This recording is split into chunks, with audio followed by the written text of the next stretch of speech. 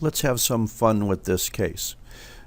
You don't have to know the title of it because you can already see that this is the world's classical textbook normal colon.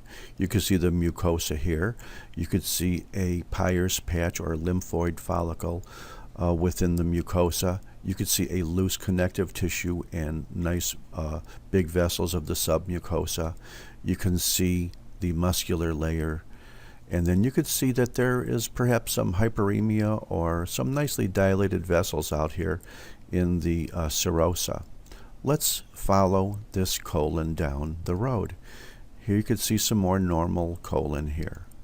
But look, all of a sudden you lose appreciation for the appearance of the mucosa. It is no longer nicely arranged in terms of glands and lamina propria and muscularis mucosa.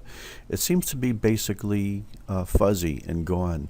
You don't see cellular detail very nicely. You don't see the muscularis mucosa very nicely. You could see infiltrates of inflammatory cells extending into the submucosa, and similarly even in the muscular layer as well as the serosa here you could see a continuation of these inflammatory cells.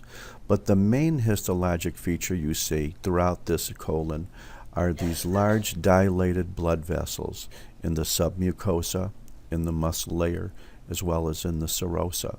This is the classical appearance of a hemorrhagic infarct of the colon.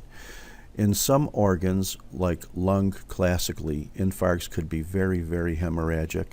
In some organs, like kidneys, for example, infarcts could be very anemic or non-hemorrhagic looking, depending on the way the arteries are basically arranged.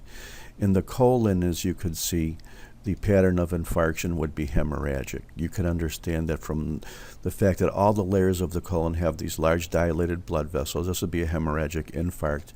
You can also appreciate the fact that because of the infiltrate of all these inflammatory cells, probably chiefly neutrophils, but certainly I'm sure we could find some lymphocytes, that the overall integrity and strength of the colonic wall would be compromised, and therefore infarcted colons are at risk for perforating, aren't they?